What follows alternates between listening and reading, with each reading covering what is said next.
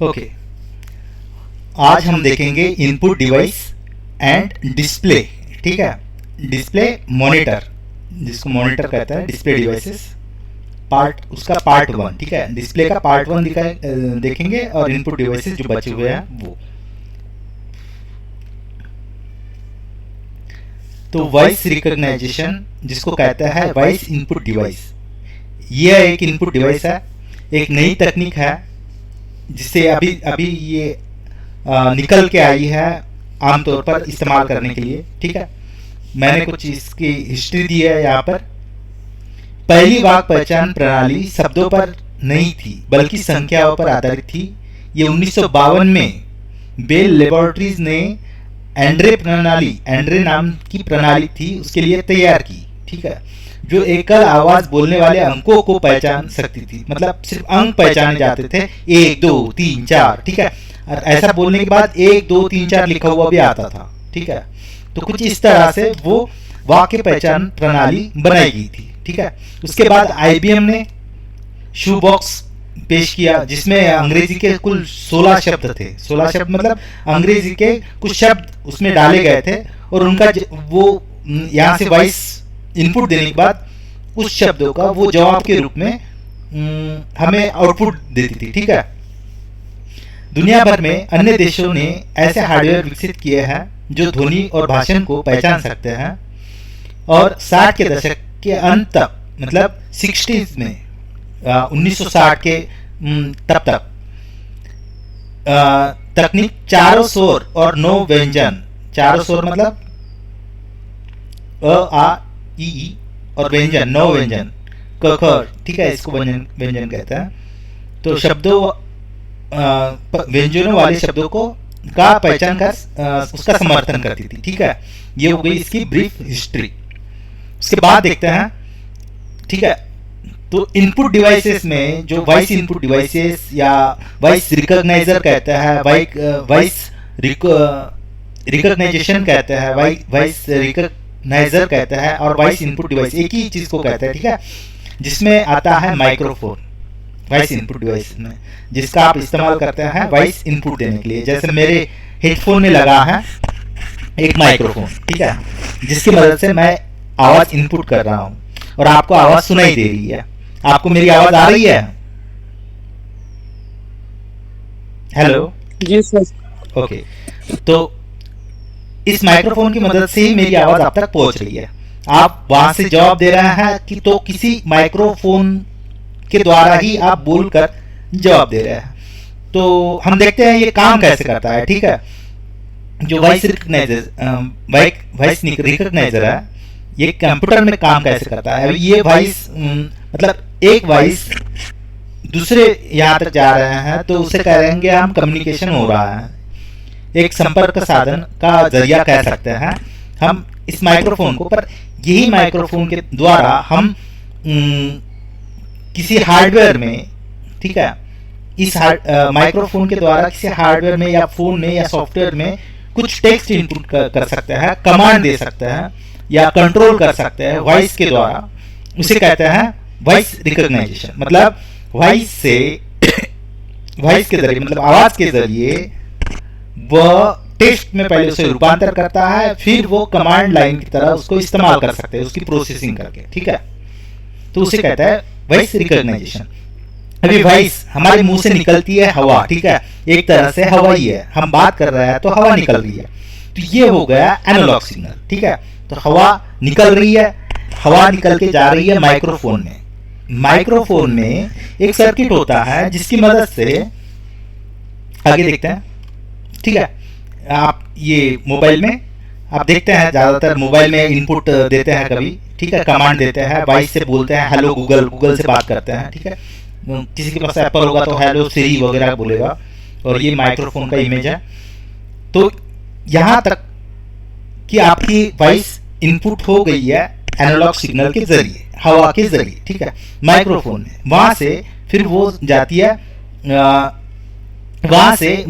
है digital form में। Digital form में कुछ सर्किट की वजह से, ठीक है, उसका कन्वर्शन होता है। फिर सॉफ्टवेयर जो है वो पैटर्न रिकॉग्नाइज करता है, किस तरह से बात कर रहा है या किस तरह से ये ये वर्ड को बोल रहा है, ठीक है। और एक डेटाबेस होता है, उस डेटाबेस में कई सारे वर्ड्स होते हैं, मतलब कंटेनर ऑफ वर्ड्स जिसे कहेंगे, जिस उस डेटाबेस में बहुत सारे वर्ड्स होते हैं डाले हुए, जिससे वह पहचान सकता है कि इसने क्या बोला गया है, ठीक है। तो यहाँ पे आप इमेज देख सकते हैं कि कोई व्यक्ति है जो बात कर रहा है, उसकी जो एनालॉग सिग्नल है वो प्रोड्यूस हो रहा है, वहां से एनालॉग टू डिजिटल कन्वर्शन हो रहा है।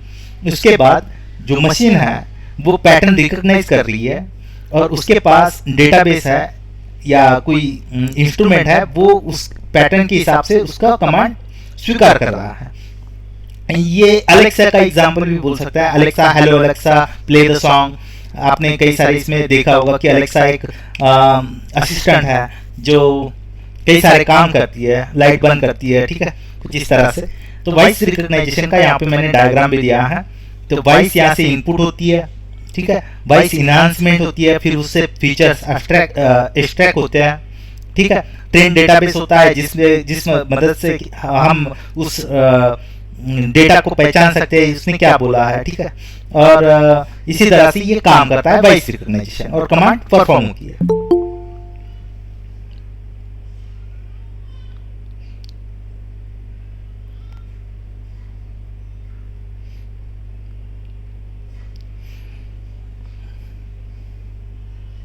तो ये हुआ वॉइस रिकॉग्नाइजेशन। अभी वॉइस रिकॉग्नाइजेशन मतलब इनपुट, अगर हम बात करेंगे तो माइक्रोफोन की ही बात करेंगे, ठीक है। माइक्रोफोन ये इनपुट डिवाइस है, वॉइस इनपुट डिवाइस माइक्रोफोन। अभी नया आया है चैट, वॉइस चैट, जिसमें आप व्हाट्सएप में या किसी ऐप के जरिए डायरेक्टली वॉइस किसी से बात कर सकते हैं, ठीक है। वॉइस के जरिए मतलब वॉइस वहां पे रिकॉर्ड होती है, फिर वो भेजी जाती है, ठीक है। वो भी एक नया आया है, पर ये सब सारे काम होते हैं माइक्रोफोन के जरिए। अभी मोबाइल में अटैच माइक्रोफोन होता है। अटैच मतलब उसमें ही उसी मोबाइल में एक हार्डवेयर अटैच होता है, जिसके लिए हम अलग से माइक्रोफोन नहीं लगाते। अगर माइक्रोफोन लगा भी दिया तो इस तरह का हम लगाएंगे, जिसकी सहायता से हम बात करेंगे उसमें, ठीक है। और एक होता है हेडफोन, जो इनपुट और आउटपुट दोनों डिवाइस में माना जाता है, ठीक है, क्योंकि स्पीकर ये आउटपुट देता है, हमें आवाज सुनाता है, और माइक के जरिए हम बोल पाते हैं, ठीक है। तो ये इनपुट आउटपुट डिवाइस आएगा हेडफोन में, ठीक है।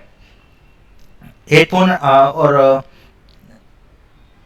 आईपॉड वगैरह, जिसमें हमें इनपुट आउटपुट डिवाइस मिल जाएंगे। उसके बाद बात करते हैं लाइट पेन। अभी लाइट पेन मैंने इससे पहले भी कहा है कि इनपुट डिवाइसेस में इसको गिना जाता है, लाइट पेन को। इसकी मदद सहायता से हम ना ग्राफ बना सकते हैं। इसको लाइट गन भी कहा जाता है। अब इसकी हिस्ट्री भी मैंने यहाँ पे दी है। जो पहला लाइट पेन है, जिसे इस समय अभी भी लाइट गन कहा जाता है, ठीक है। मतलब एक तरह से ये गन फायरिंग की तरह, मतलब एक तरह से हम इस निशाना लेकर ही काम करते हैं इससे, ठीक है। 1945 से लेकर 1955 के आसपास MIT में वर्ल्ड बिल्ड आई नाम का प्रोजेक्ट था, के हिस्से के रूप में इसे बनाया गया था। उस समय 1945 से लेकर 1955 के आसपास, ठीक है, मतलब 10 साल में इसको बनाया गया था, जहां इसका उपयोग स्क्रीन पर असतत मतलब इनरेगुलर मतलब जैसे कि कुछ ब्लिंकिंग होता है ना, मतलब आता है जाता है इस तरह से, ठीक है, प्रतीकों का चयन करने के लिए किया जाता है। उस समय के मतलब लैपटॉप और प्रोसेसर इतने फास्ट नहीं थे, जिसको ना मतलब वहां पे कुछ इंस्ट्रक्शन आते थे और गायब हो जाते थे, तो हाथों से टच से करना बहुत मुश्किल हो जाता था, इसलिए इस पेन का इजाद किया गया था। और बाद में सागा, SAGE सागा, ठीक है, परियोजना में यहाँ उसका उपयोग रडार नेटवर्क मतलब जहां से बाउंड्रीज होती है, वहां नेटवर्क वाले हवाई क्षेत्र के सामरिक वास्तविक समय नियंत्रण के लिए किया जाने लगा, ठीक है। पहले अधिक व्यापक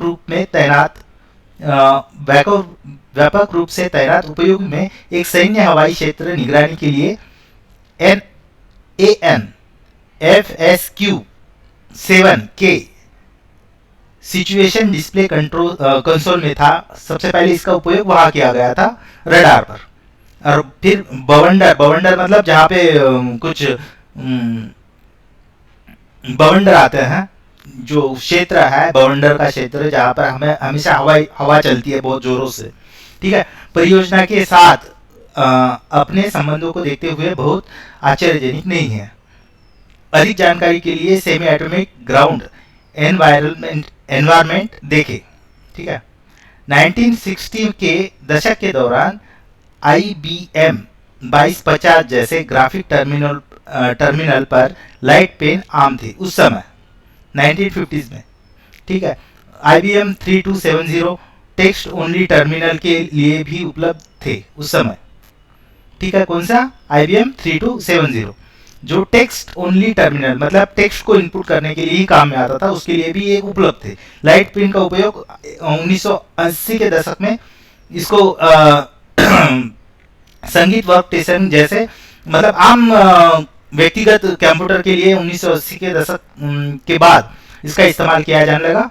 और उसके बाद अभी बहुत सारे यहाँ पर टेडी 1000 कंप्यूटर में इसका इस्तेमाल होने लगा। फिर थॉमस MO5 कंप्यूटर, और उसके बाद अटारी 8 बीट, ये सब कंप्यूटर के नाम थे उस समय के, ठीक है। Commodore 8 bit, MSX computer, Amstrad PCW home computer, इसमें भी इसका इस्तेमाल होने लगा। ये हो गई ब्रीफ हिस्ट्री इसकी लाइट पेन की। अभी लाइट पेन है क्या एक्चुअली? तो लाइट पेन एक कंप्यूटर इनपुट डिवाइस है जो एक कंप्यूटर के कैथोड रे ट्यूब, पहले आते थे CRT डिस्प्ले, ठीक है, के संयोजन में उपयोग की जाने वाली प्रकाश संवेदनशील एक छड़ी के रूप में होता था, ठीक है। मतलब एक छड़ी होती थी जिसमें कैथोड रे ट्यूब पे भी हम कुछ इंस्ट्रक्शन दे सकते थे या लिख सकते थे, ठीक है। पर अभी इसके एडवांस आपको देखने को मिलेंगे। इससे जो नए अभी आए हैं लाइट पेन, वो एडवांस तरीके से काम करते हैं। यह उपयोगकर्ता को प्रदर्शित वस्तुओं को इंगित करने या टच स्क्रीन के समान स्क्रीन पर चित्र या ग्राफ बनाने की अनुमति देता है, लेकिन अधिक स्थितीय सटीकता के साथ। मतलब हाथ से भी हम टच कर सकते हैं पर उतनी सटीकता नहीं रहती है। आपने देखा होगा पेंट खोल के, पेंट पे आपने ड्राइंग भी बनाई होगी जो आप माउस से बनाते हैं सबसे पहले, ठीक है। सबसे पहले अगर आपने हैंडल किया होगा तो आपको पेंट ही खोल के मिला होगा और वहाँ पे आपने ड्राइंग की होगी, तो वहाँ पे आपने देखा होगा कि उससे ड्राइंग ठीक से नहीं होती है, ठीक है। माउस से ड्राइंग ठीक से नहीं होती है, तो इसीलिए ये लाइट पेन की मदद से आप अच्छे से ड्राइंग कर सकते हैं। तो लाइट पेन का उपयोग कहाँ किया जाता है, किस किस जगह काम किया जाता है? पहले तो टेक्स्ट लिखने के लिए हम लाइट पेन का उपयोग कर सकते हैं, जैसे यहाँ पे फोटो में, पहले फोटो में दिया गया। दूसरे फोटो में छोटे छोटे चित्र या रेखा बनाने के लिए भी इसका इस्तेमाल किया जाता है। तीसरे चित्र में किसी को सिलेक्ट करने के लिए भी यहाँ पे इसका इस्तेमाल किया जाता है। और चौथे इसमें ग्राफ बनाने के लिए या फोटो या चित्र बनाने के लिए इसका इस्तेमाल किया जाने लगा। उसके बाद देखते हैं टच स्क्रीन। अभी आपने लाइट पेन देखा है, लाइट पेन का हिस्ट्री भी देखिए। अभी देखते हैं टच स्क्रीन। तो टच स्क्रीन एक कंप्यूटर डिस्प्ले स्क्रीन है, ठीक है। अभी डिस्प्ले स्क्रीन और टच स्क्रीन ये भी डिस्प्ले स्क्रीन है, और CRT ये भी डिस्प्ले की स्क्रीन है, ठीक है। पर CRT ये आउटपुट डिवाइसेस में आता है और टच स्क्रीन ये इनपुट डिवाइसेस में आता है। ये बात ध्यान रखिएगा सब लोग, ठीक है, क्योंकि हम उसको टच करके इंस्ट्रक्शन देते हैं, तो इसलिए ये touch screen computer display touch screen ये इनपुट डिवाइसेस में आता है, ठीक है। तो स्क्रीन दबाव के प्रति संवेदनशील है, ठीक है। मतलब ये स्क्रीन पे एक संवेदनशील एक परत होती है जिसमें दबाव डालते ही वह पहचान लेता है कि यहाँ दबाया गया है या यहाँ टच किया गया है और ये इंस्ट्रक्शन फॉलो करना है। जैसे एक उपयोगकर्ता स्क्रीन पर चित्रों या शब्दों को स्पर्श करके कंप्यूटर को इंटरेक्ट करता है। इंटरेक्ट करना मतलब आमने सामने, मतलब फेस टू फेस या हार्डवेयर टू सॉफ्टवेयर कनेक्ट करने की कोशिश करता है, ठीक है। उसे इंटरेक्ट कहता है, फेस टू फेस ही होता है।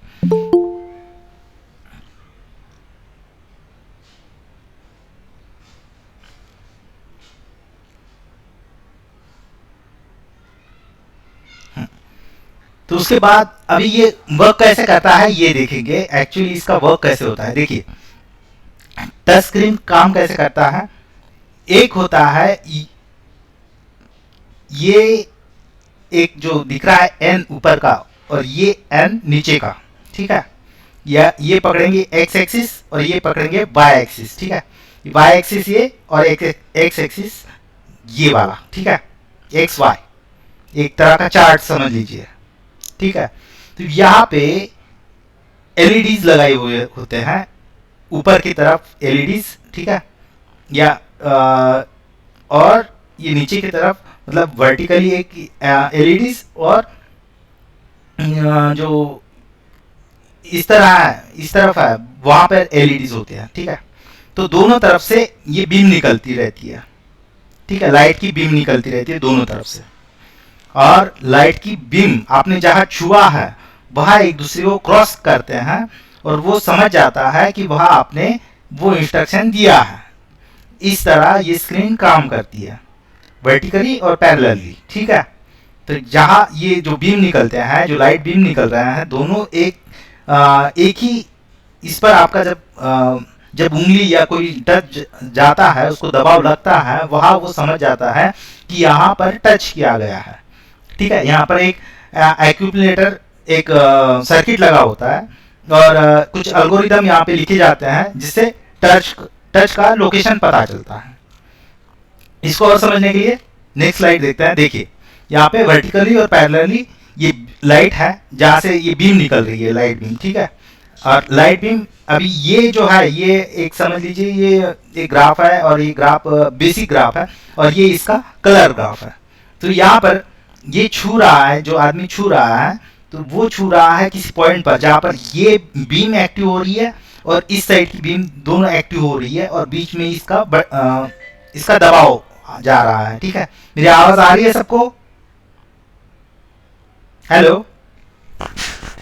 हाँ सर आ रही है। हाँ, तो यहाँ पर इसका दबाव जा रहा है। इस दबाव के कारण उसको पता चल रहा है, मतलब हार्डवेयर को पता चल रहा है कि यहाँ पर इसने इसका इंस्ट्रक्शन यहाँ है और यहाँ से ये कमांड देना चाहता है, ठीक है, और वो उसे एग्जीक्यूट कर देता है। तो ये जो पैरेलली और वर्टिकली जो लगे हुए हैं उसे कहते हैं एलईडीज, लाइट इमिटिंग डायोड, ठीक है, जो ये यहाँ से प्रकाश इस तरफ डालते हैं और यहाँ से प्रकाश इस तरफ होता है, ठीक है। और इस प्रकाश के बीच में छूने से उसको पता चल जाता है कि किस जगह पे इसने छुआ है और इससे ये काम करता है। उसे कहते हैं लाइट डिटेक्टर, ठीक है, लाइट डिटेक्टर। और ये जो है ये इसका पिक्चर फॉर्म में है, पिक्चर फॉर्म में मतलब ये इसका ब्लैक एंड व्हाइट है, ये पिक्चर फॉर्म में है, ठीक है। तो इस तरह ये काम करता है टच स्क्रीन। उसके बाद देखते हैं मॉनिटर। मॉनिटर क्या है? देखिए एक मॉनिटर एक इलेक्ट्रॉनिक विजुअल कंप्यूटर डिस्प्ले है, मतलब एक तरह से ये आउटपुट डिवाइस है। मॉनिटर को हम आउटपुट डिवाइस कह सकते हैं। ये डिस्प्ले दिखाता है विजुअल तरीके से, ठीक है, जिसमें कई सारे सर्किट शामिल हैं और इस सर्किट की मदद से वो हमें कुछ दिखाने की विजुअल कुछ दिखाने की कोशिश करता है, या कोशिश नहीं पूरी तरह से वो दिखा देता है। पुराने कंप्यूटर मॉनिटर ने कैथोड रे ट्यूब CRT का उपयोग किया था। सबसे पहला जो कंप्यूटर बना था वो था, मतलब जो मॉनिटर बना था वो था CRT, जिसमें वे बड़े भारी होते थे, ठीक है, मतलब बड़े भी होते थे, भारी भी होते थे और बिजली की खपत इतनी रहती थी, मतलब बिजली इतनी लेते थे कि बहुत बिजली वो खाता था, ठीक है। जैसे पुराना आपने टीवी देखा होगा, ठीक है, तो उस तरह से वो रहता था CRT। आजकल लैपटॉप, PDA और डेस्कटॉप कंप्यूटर जैसे उपकरणों में फ्लैट स्क्रीन LCD मॉनिटर का उपयोग किया जाता है, जो आप कर रहे हैं अभी, ठीक है, क्योंकि वे हल्के, अधिक कम ऊर्जा खाने वाले होते हैं, इसीलिए हम उसका इस्तेमाल करते हैं। अभी मॉनिटर को स्क्रीन या visual display unit VDU full form पूछा जा सकता है, ध्यान में रखिएगा, VDU के रूप में भी जाना जाता है। और CRT मतलब कैथोड रे ट्यूब, ये सारे आप देख लीजिए, ठीक है। अभी मॉनिटर के हम प्रकार देखेंगे और उसको विस्तार से जानेंगे, मॉनिटर कौन कौन से प्रकार के होते हैं और ये किस तरह से काम करते हैं, ठीक है। पहला है कैथोड रे ट्यूब मॉनिटर, ठीक है, जिसे CRT मॉनिटर भी कहा जाता है। दूसरा है फ्लैट पैनल मॉनिटर। इसमें दो भाग आते हैं, एक है लिक्विड क्रिस्टल डिस्प्ले जिसे हम एलसीडी कहते हैं, और गैस प्लाज्मा डिस्प्ले, ठीक है। तीसरा है टच स्क्रीन मॉनिटर जो हमने अभी देखा है पहले ही, जिसे टच कर सकते हैं, जिस मॉनिटर को हम टच कर सकते हैं। एक तरह से इनपुट भी है वो, और आउटपुट में भी आता है टच स्क्रीन मॉनिटर, ठीक है। उसके बाद है एलईडी मॉनिटर, उसके बाद है ओएलईडी मॉनिटर, उसके बाद है डीएलपी मॉनिटर, उसके बाद है टीएफटी मॉनिटर, और उसके बाद है प्लाज्मा स्क्रीन मॉनिटर। एक एक देखते हैं सारे के सारे। पहला देखते हैं कैथोड रे ट्यूब, ठीक है। सबसे पहले ये बना था, ठीक है। यह स्क्रीन पर एक छवि बनाने के लिए इलेक्ट्रॉनिक के बीम का उपयोग करता है। इलेक्ट्रॉनिक बीम मतलब उसको मैं डायग्राम में कल ही समझाऊंगा इलेक्ट्रॉनिक बीम क्या होता है, ठीक है। इसमें बंदूकें शामिल है जो स्क्रीन के अंदर इलेक्ट्रॉनों को एक किरण को किरण के सामने आगे आती है, ठीक है, आगे लगाती है। इलेक्ट्रॉनिक बीम बार बार स्क्रीन की सतह से टकराते हैं, और टकराने की वजह से, ठीक है, ये तीन तरह की बंदूकें होती है। एक होती है लाल, हरा और नीला, जिसमें से इलेक्ट्रॉनिक बीम निकलती जाती है। इलेक्ट्रिक बीम निकलकर वह स्क्रीन के सतह पर टकराते हैं। टकराने की वजह से वहां पे पिक्सल एक्टिव होते हैं। पिक्सल एक्टिव होने की वजह से हमें चित्र दिखाई पड़ता था। यही काम पहले के टीवी में भी आता था, जो बड़ा टीवी होता था, ठीक है। अभी आगे बढ़ते हैं, ठीक है। ये बंदूकें आरजीबी लाल, हरा, नीला रंग उत्पन्न करते थे। कौन आया?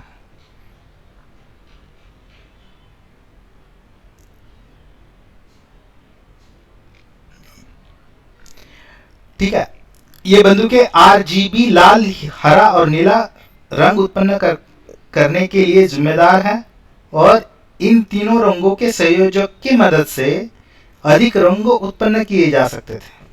मतलब तीन रंगों से कई सारे रंग बनते हैं। आज के flat panel monitor CRT monitor की जगह ले चुके हैं। अभी आपकी मतलब ज़्यादातर यहाँ सीआरटी के बजाय फ्लैट पैनल मॉनिटर ही दिखेंगे, ठीक है। अभी देखते हैं इसकी वर्किंग। आरजीबी मतलब सर? रेड, ग्रीन अच्छा, एंड ब्लू, राइट, आरजीबी। उसके बाद अभी देखते हैं, ये था सबसे पहला मॉनिटर, मतलब इस तरह से बड़े बड़े होते थे मॉनिटर। इसकी वर्किंग यहाँ पे दी गई है। ये जो लाइट दिख रहा है यहाँ पर कंट्रोल ग्रिड करके यहाँ पर जो दिख रहा है, इससे तीन लाइटें निकलती थी, तीन बीम निकलती थी। एक रहती थी राइट, ठीक है, और ये कहाँ से निकलती थी? ये कैथोड से निकलती थी, इसीलिए इसको कैथोड रे ट्यूब, ये जो दिख रहा है इसको कैथोड कहते हैं। ये जो मेरा माउस जहाँ पर है इसको कैथोड कहते हैं, ठीक है। यहाँ से कैथोड के जरिए तीन बीम निकलती थी। जो ये इलेक्ट्रॉनिक बीम यहाँ पर लिखा हुआ है, ये बीम है, तीन बीम निकलती थी, और यहाँ पर जाकर यहाँ पे एक डिफ्लेक्टिंग कॉइल रहता था। इस जगह पर ये डिफ्लेक्टिंग कॉइल है, और यहाँ पर ये कॉइल मतलब कॉपर का होता था, और यहाँ पर बहुत सारे वहाँ पर उसका बंडल होता था, ठीक है, कॉपर का यहाँ पर लगा हुआ। ये कॉइल की मदद से इसको फैलने में आसानी होती थी, इन रे को। आप समझ रहे हैं थोड़ा बहुत? और ये रे जाकर स्क्रीन पर टकराती थी, और ये स्क्रीन पर यहाँ पर हमें चित्र दिखाई देता था, सबसे पहला जो बना था, ठीक है। तो कैथोड रे ट्यूब, इसलिए इसको सीआरटी कहा जाता है, क्योंकि ये कैथोड की मदद से काम करता था। जो कैथोड और एनोड होते हैं, है ना, एनोड यहाँ पर कॉइल पे लगा हुआ था, और कैथोड वो रे प्रोड्यूस करता था। आप समझ रहे होंगे, या कुछ नहीं समझे तो बताइए मुझे अभी, ठीक है। उसके बाद flat panel monitor. Flat panel monitor, ये मॉनिटर हल्के होते हैं, ठीक है। जो कैथोड रो की जगह इसका इस्तेमाल होने लगा था तब मतलब अभी भी कई सारे जगह पे इसका इस्तेमाल होता है। वे सीआरटी मॉनिटर की तुलना में कम बिजली की खपत करते थे। यह मॉनिटर अधिक प्रभावी होते हैं क्योंकि यह हानिकारक किरण प्रदान नहीं करते। जो पहले कैथोड रे ट्यूब होता था वो हानिकारक किरण मतलब अल्ट्रावायलेट किरण जो होता था वो छोड़ता था, पर ये जो फ्लैट पैनल मॉनिटर है वो ये नहीं करते, इसीलिए ये कम हानिकारक होते हैं। ये मॉनिटर सीआरटी से ज़्यादा महंगे होते हैं। अभी सीआरटी ज़्यादा से ज़्यादा 1-2 हज़ार का मिल जाता है, पर आप फ्लैट पैनल मॉनिटर लेने जाएंगे तो 5,000 के ऊपर ही होगा, 5, 7, 8, 10। ठीक है। फ्लैट पैनल मॉनिटर का उपयोग पीडीए, नोटबुक, कंप्यूटर तथा सेलुलर फ़ोन में किया जाता है। जो आप फ़ोन इस्तेमाल कर रहे हैं उसमें भी फ्लैट पैनल मॉनिटर का इस्तेमाल होता है। ये मॉनिटर विभिन्न आकारों जैसे 15 इंच, 17 इंच, 18 इंच, 19 इंच में उपलब्ध है।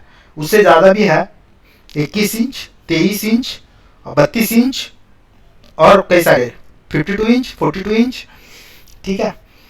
एक फ्लैट पैनल मॉनिटर का डिस्प्ले कांच की 2 प्लेटें की मदद से बनाया गया है। अभी ये मैं ऐसे नहीं समझा सकता, आपको इसकी डायग्राम दिखाऊंगा तो आप समझ जाएंगे या मैं आपको समझा दूंगा। ठीक है। सॉरी। इन प्लेटों में एक पदार्थ होता है जो कई तरह से सक्रिय हो जाता है, मतलब मॉनिटर हम प्लग में डालते ही वो सक्रिय हो जाता है और स्क्रीन पर हमें वो दिखाई देता है। उसमें कौन कौन से होते हैं देखिए, 2 स्क्रीन के प्रकार है फ्लैट पैनल मॉनिटर में। पहला है लिक्विड क्रिस्टल मॉनिटर, दूसरा है गैस प्लाज्मा डिस्प्ले। ठीक है, मतलब लिक्विड क्रिस्टल डिस्प्ले है, गैस प्लाज्मा डिस्प्ले है। उसके अंदर जो होता है लिक्विड वो होता है लिक्विड क्रिस्टल, उसके बाद या दूसरा होता है गैस प्लाज्मा। ये दोनों आते हैं फ्लैट पैनल मॉनिटर में। ठीक है, ये इसकी डायग्राम है और ये इसका चित्र है। ये फ्लैट पैनल जो मॉनिटर है एलसीडी कुछ इस तरह से दिखता है।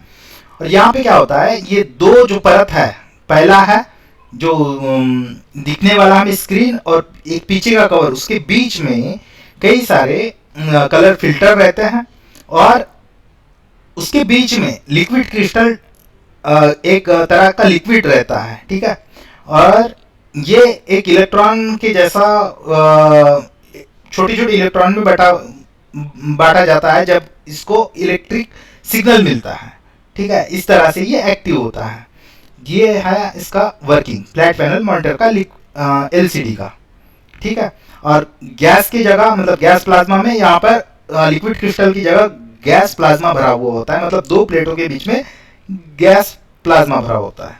ठीक है, और वो इलेक्ट्रिक उसे सप्लाई करते ही वो एक्टिव हो जाता है, उसमें से केमिकल रिएक्शन या गैस रिलीज हो जाती है, वो एक्टिव हो जाती है और हमें चित्र दिखाई देते हैं अच्छी तरह से, अच्छी रिजोल्यूशन में। ठीक है, उसके बाद देखते हैं टच स्क्रीन मॉनिटर। ये मॉनिटर आप मैंने पहले ही बताया ये इनपुट डिवाइस है। ठीक है, इन मॉनिटर को इनपुट डिवाइस के रूप में भी जाना जाता है। यह उपयोगकर्ताओं को माउस या कीबोर्ड का उपयोग करने के बजाय उंगलियां या स्टाइलस या लाइट पेन का उपयोग करके कंप्यूटर के साथ बातचीत करने में सक्षम है या कंप्यूटर को कंट्रोल करने में सक्षम बनाया गया है। ठीक है, जब उपयोगकर्ता अपनी उंगली से स्क्रीन को छूते हैं तो यह एक घटना होती है, मतलब एक टास्क परफॉर्म होता है और इसे प्रशंसन के लिए नियंत्रण को आकर्षित करती है। ठीक है, मतलब इसे हम टच करके एक नियंत्रण कर सकते हैं। बैठ नहीं सकती एक जगह पे जाके। इस कारण की स्क्रीन में चित्र या शब्द शामिल होते हैं जो उपयोगकर्ताओं को कंप्यूटर के साथ बातचीत करने में मदद करते हैं। यह स्क्रीन पर प्रस्तुत मेन्यू या आइकन को स्पर्श करके उपयोगकर्ताओं से इनपुट लेता है। अभी टच स्क्रीन मॉनिटर का या टच स्क्रीन का सबसे अच्छा उदाहरण आपके मोबाइल में है। ठीक है, मोबाइल हर एक के पास है, आप उसको छू के आप देख सकते हैं कि वो किस तरह से काम करता है। ठीक है, तो ये है उसका एक इमेज। सबसे पहले जो आए थे कुछ इस तरह से स्क्रीन थे। जो बैंक के एटीएम में अभी जो लगे हुए टच स्क्रीन उसको भी आप देख सकते हैं, उसी तरह से वो काम करते थे। उसके बाद देखते हैं एलईडी मॉनिटर। मतलब सबसे पहले कौन सा आया, सीआरटी, उसके बाद flat panel monitor. Flat panel monitor में दो तकनीक है, पहला है लिक्विड क्रिस्टल डिस्प्ले, दूसरा है गैस प्लाज्मा डिस्प्ले, ठीक है, जिसे एलसीडी जीपीडी कहते हैं, ठीक है। उसके बाद टच स्क्रीन मॉनिटर, उसके बाद है एलईडी मॉनिटर। कुल 8 मॉनिटर के प्रकार हैं, मैं ऑटो पूरे पूरे समझा रहा हूं, ठीक है। यह एक टच स्क्रीन कंप्यूटर है, ठीक है, सॉरी, यह एक फ्लैट स्क्रीन कंप्यूटर है या मॉनिटर है जो प्रकाश उत्सर्जक diode display, light emitting diode display, ये हिंदी के शब्द बड़े भारी होते हैं थोड़े, ठीक है, लाइट इमिटिंग डायोड डिस्प्ले। ये लाइट इमिटिंग डायोड जिसे आप एलईडी कहते हैं, एलईडी लाइट, जो छोटे छोटे आप बाजार से खरीद सकते हैं, किसी इलेक्ट्रिक दुकान में आप जाके उसको बोल सकते हैं एलईडी लाइट चाहिए तो वो दे देगा आपको, कई सारे रंगों में मिल जाता है, ठीक है। तो यह वजन के मामले में हल्का है और इसकी गहराई मतलब डेप्थ जो है वो बहुत कम है as a compare to CRT. मतलब सीआरटी से अगर आप इसे कंपेयर करेंगे तो इसकी डेप्थ और वजन बहुत हल्का है, ठीक है। प्रकाश के स्रोत के रूप में यह एलईडी के एक पैनल का उपयोग करता है। एलईडी के पैनल का मतलब जैसे जिस तरह से आप एलईडी लाइट खरीदते हैं उसमें छोटा सा पैनल लगा होता है एलईडी का, उसी तरह से जो स्क्रीन रहता है उसके पीछे एलईडी का एक पैनल रहता है, ठीक है। आजकल बड़ी संख्या में इलेक्ट्रॉनिक उपकरण जैसे laptop screen, mobile phone, TV, computer, monitor, tablet और बहुत सारे कुछ डिस्प्ले एलईडी डिस्प्ले का उपयोग करते हैं, ठीक है। अभी इसके थोड़ी हिस्ट्री जान लेते हैं। जेम्स पी मिशेल ने पहली बार एलईडी का आविष्कार किया था, ऐसा माना जाता है, किसी के पास प्रूफ नहीं है, माना जाता है, मैं पहले ही बता दे रहा हूं। इसका प्रदर्शन 18 मार्च 1978 में 78 को science and engineering fair SEF ने लौका नाम की एक जगह है वहां पे किया गया था, ठीक है। तो इसका आविष्कार अभी माना गया है, अब तक नहीं पता चला है ये किसने किया था, पर जेम्स पी मिशेल ने इसका आविष्कार किया था ऐसा बोलते हैं, ठीक है। तो ये देखिए, ये है एलईडी का स्क्रीन और यहाँ जो है वो है कोल्ड कैथोड, जिसे एलसीडी इस तरह काम करती है, और एलईडी के बैक एंड में मतलब बैक लाइट में कुछ इस तरह का पैनल होता है जिसमें कई सारी एलईडी लगी हुई होती है, ठीक है। और जैसे ही उसे चालू करता है तो सिग्नल की मदद से वह हमें जो दिखाना चाहता है उस एलईडी के कलर को वो ऑन कर देता है उस लाइट के रूप में, ठीक है। और हमें स्क्रीन पर कुछ इमेजेस दिखाई देती है अच्छे रिजोल्यूशन में एलसीडी के कंपेयर, ठीक है। उसके बाद आया है OLED, ठीक है। उसके बाद आया है मतलब अभी अभी आया है, अभी अभी लॉन्च हुआ है। तो यह एक नई फ्लैट लाइट इमिटिंग डिस्प्ले तकनीक है, ठीक है, जो LCD डिस्प्ले की तुलना में अधिक कुशल, उज्जवल मतलब एलईडी का ही नया पार्ट, उज्जवल, पतला, बेहतर रिफ्रेश रेट, अभी रिफ्रेश रेट हम आगे के लेक्चर में देखेंगे, ठीक है। रिफ्रेश रेट फीचर्स और कॉन्ट्रास्ट मतलब उजाला या कम करने का जो रहता है स्क्रीन में, इसमें काफी फीचर्स डाले गए हैं, ठीक है। ये दो कंडक्टरों के बीच कार्बनिक पतली फिल्मों की एक श्रृंखला का पता लगाने से बना है।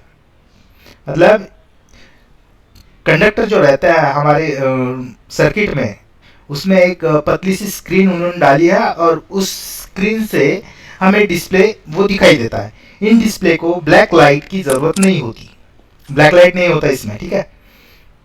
इसके अलावा यह बेहतर छवि मतलब बेहतर चित्र गुणवत्ता प्रदान करता है और टैबलेट, हाई एंड स्मार्टफोन जो आईफोन है उसमें ये उपयोग किया जाने लगा है, ठीक है। तो ये वाला चित्र जो है मतलब ये देखिए थोड़ा घुमावदार है ना। तो ये OLED का एक चित्र है जिसमें काफ़ी अच्छी तरह से गेम खेला जा रहा है, जिसमें रिफ्रेश रेट अच्छी है इसलिए हैंग नहीं होता है वो डिस्प्ले, ठीक है। उसके बाद है DLP लॉन्ग फॉर्म है डिजिटल लाइट प्रोसेसिंग। ये अभी अभी आई है ये तकनीक, जिसे टेक्सास इंस्ट्रूमेंट द्वारा विकसित किया गया है। यह एक ऐसी तकनीक है जिसका उपयोग मॉनिटर से बड़ी स्क्रीन पर छवियां को प्रोजेक्ट करने के लिए प्रस्तुति के लिए किया जाता है। सबसे पहले हम ना कुछ प्रोजेक्टर लगाया करते थे समझाने के लिए, मतलब स्क्रीन को या मॉनिटर को या लैपटॉप को, कंप्यूटर को या टीवी को हम प्रोजेक्टर पे देखते थे, ताकि हम होम थिएटर का मजा ले सके।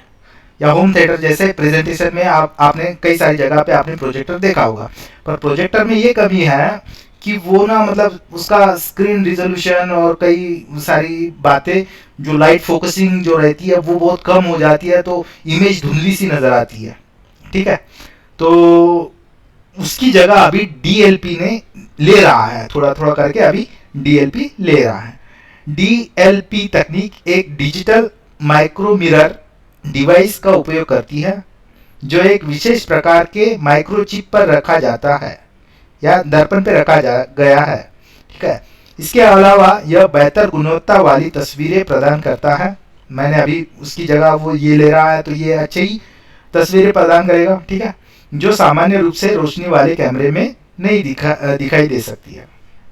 तो जो प्रोजेक्टर होते हैं उसके बदले ये डीएलपी आया है, डिजिटल लाइट प्रोसेसिंग, जो बड़े प्रेजेंटेशन या टीवी शो जो कहते हैं हम होम थिएटर, उसकी जगह अभी डीएलपी ले रहा है। डीएलपी का कुछ इमेज इस प्रकार है, जो एक छोटे से पर्दे टाइप ही है, ज़्यादा बड़ा तो नहीं है, पर उसमें आप सारा कुछ प्रेजेंट देख सकते हैं बड़े स्क्रीन पर। ओके, ये शायद 52 इंचेस का है और अच्छी इमेज दिखा रहा है। ठीक है, यहाँ 3 सीटें भी है बैठने के लिए। उसके बाद है टीएफटी मॉनिटर। अभी टीएफटी मॉनिटर क्या है, इसका पूर्ण रूप है थीन फिल्म ट्रांजिस्टर। ठीक है, थीन फिल्म ट्रांजिस्टर। ये एलसीडी का ही, मतलब एलसीडी जैसा ही है ये। टीएफटी मॉनिटर में सभी पिक्सल, अब पिक्सल क्या होता है, पिक्सल एक छोटा पॉइंट होता है, अगले लेक्चर में मैं बताऊंगा, पर ऐसे जानकारी दे देता हूं कि एक छोटा सा पॉइंट होता है जिसके मतलब रोशनी का छोटा पॉइंट को पिक्सल कहते हैं। वो पिक्सल मिलके बनाते हैं स्क्रीन का डिस्प्ले। ठीक है, कई सारे पिक्सल मिलकर एक्टिव होते हैं और वो बनाते हैं एक चित्र। ठीक है, हम कहते हैं ना ये पिक्चर कितने पिक्सल में है। ठीक है, ये फोटो कौन सी पिक्सल में ली जा रही है, तो ये होता है पिक्सल, मतलब एक छोटी छोटी बिंदुओं को मिलकर बनता है पिक्सल। हम किसी इमेज को जूम करते हैं और फिर कहते हैं यार इसके ये पिक्चर के पिक्सल फट रहे हैं, है ना। तो पिक्सल मतलब एक छोटा बिंदु जो उसके छोटे छोटे पॉइंट मिला के जो बनता है वो होता है पिक्सल, जिसको अगले लेक्चर में हम कवर करेंगे। ठीक है, उच्च गुणवत्ता वाले फ्लैट पैनल एलसीडी इन ट्रांजिस्टर का उपयोग करते हैं।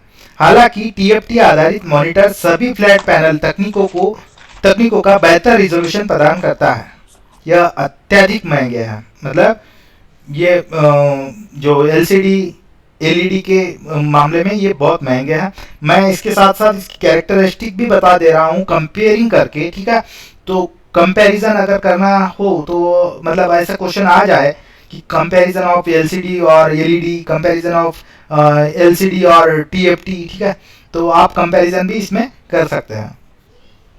एलसीडी जो पतली फिल्म ट्रांजिस्टर या थिन फिल्म ट्रांजिस्टर तकनीक का उपयोग करते हैं, जिस सक्रिय मैट्रिक्स डिस्प्ले के रूप में भी जाना जाता है। ये बात ध्यान में रखिएगा, सक्रिय मैट्रिक्स डिस्प्ले के रूप में भी इसे जाना जाता है। पुराने पैसिव मैट्रिक डिस्प्ले, मतलब जो पुराना होता था वो पैसिव मैट्रिक डिस्प्ले होता था, जो हम डिस्प्ले प्रेजेंट करते थे वो पैसिव। अभी ये मैट्रिक्स मतलब चौकोना। ठीक है, चौकोने टाइप में ये छोटे छोटे बिंदुओं पिक्सल को लेकर ये बनाया जा रहा है, की तुलना में सक्रिय मैट्रिक्स डिस्प्ले उच्च गुणवत्ता प्रदान करती है, मतलब रिजोल्यूशन बहुत अच्छा देती है, अच्छा पिक्सल को एक्टिव करती है ताकि इमेज फटे ना। ठीक है, ये है टीएफटी, एलजी का है टीएफटी। ठीक है, और उसके बाद आया है प्लाज्मा स्क्रीन मॉनिटर। अभी प्लाज्मा थ्योरी दी थी, किसने दी थी, बोस इंस्टियन ऐसा कुछ था नाम। ठीक है, हमारे यहाँ के बोस थे और ये थ्योरी का एक नाम था, गूगल करना पड़ेगा, छोड़िए। प्लाज्मा स्क्रीन एक पतली फ्लैट पैनल है।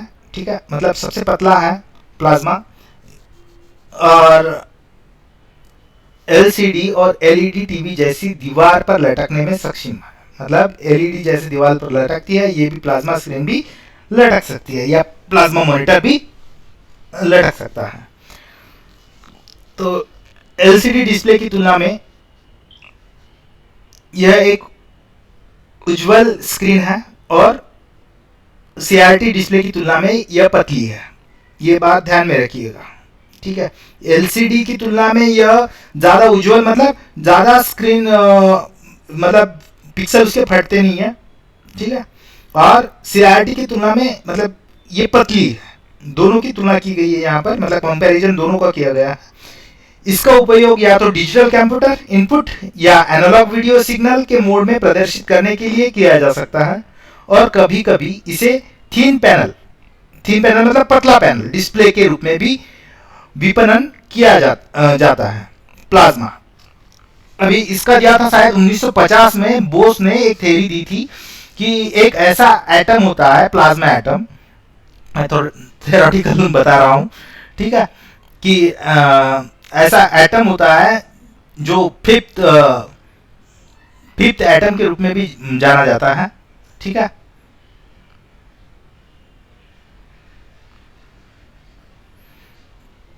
ओके, तो मतलब ऐसा एक एटम हो सकता है जो फिफ्थ एलिमेंट के रूप में जाना जाता है, जिसकी मदद से हम कई सारे काम कर सकते थे। मतलब वो उन्होंने एक थ्योरी दी थी कि वो बहुत, उसके इलेक्ट्रॉन बहुत छोटे हो सकते हैं और वो काफ़ी सारे काम कर सकते हैं। उसको कहते हैं बोस-स्टर्न कंडेंस, ठीक है, बोस-स्टर्न कंडेंसेट। मतलब हमारे यहाँ के बोस ने और स्टर्न नाम के आदमी ने मिलकर बनाया होगा, इसीलिए इसका नाम कुछ बोस स्टर्न कंडेंसेट रखा होगा, ठीक है। ये पांचवा तत्व के रूप में माना जाता है प्लाज्मा को, ठीक है, मतलब ब्रह्मांड के पांचवें तत्व के रूप में इसको माना जाता है। तो आगे बढ़ते हैं।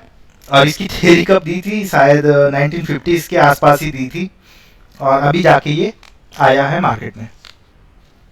तो 3 पैनल डिस्प्ले के रूप में विपणन किया जाता है। प्लाज्मा डिस्प्ले में वाइड व्यूइंग एंगल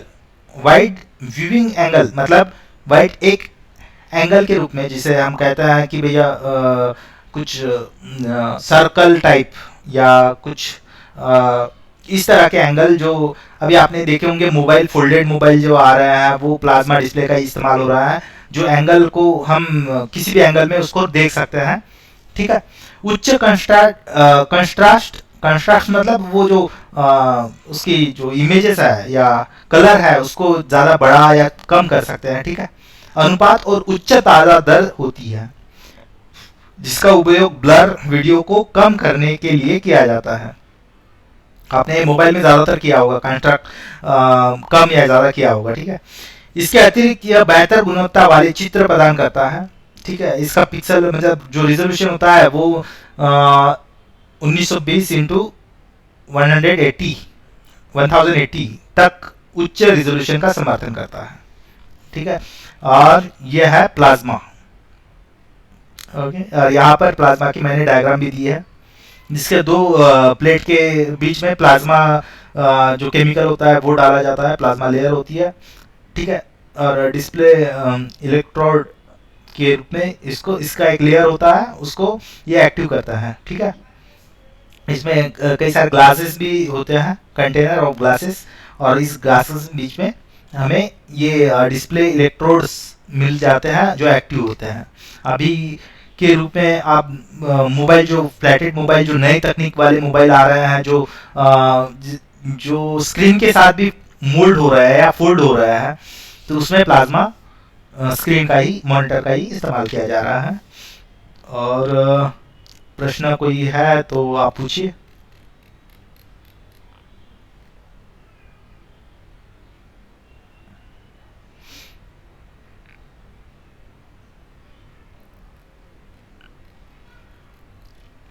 कोई अगर प्रश्न हो तो पूछ सकता है, किसी भी संदर्भ में, ठीक है।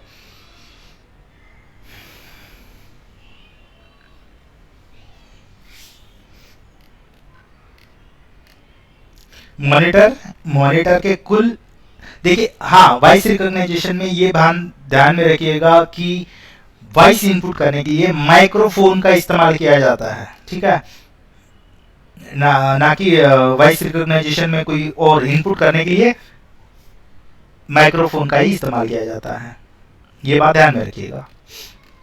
उसके बाद मॉनिटर के कुल 8 प्रकार है, वो 8 प्रकार याद रखिए, ठीक है। जो cathode ray tube monitor, flat panel monitor जिसमें 2 पार्ट आता है, liquid crystal display and gas plasma display. उसके बाद टच स्क्रीन मॉनिटर, उसके बाद एलईडी मॉनिटर, उसके बाद ओएलईडी जो एलईडी से ही बेहतर है, ठीक है। उसके बाद डीएलपी मॉनिटर, उसके बाद TFT monitor, plasma screen monitor.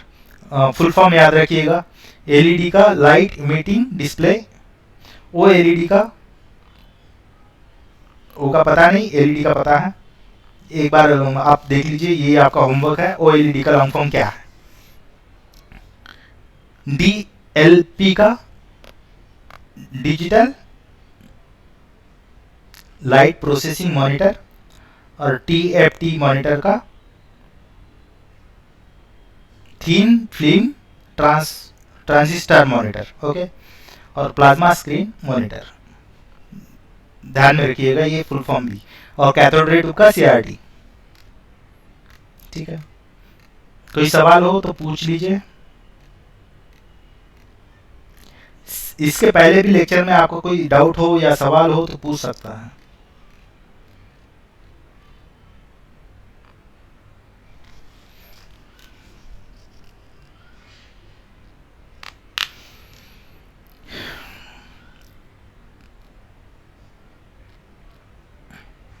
नहीं है सर। ओके, आपको सब समझ में आया ना जी? Yes sir. जोर से बोलिए सर मुझे तो अभी का जी, आपको समझ में आया ना? आया सर समझ में। हाँ, कोई डाउट हाँ, हो तो सर। पूछिए।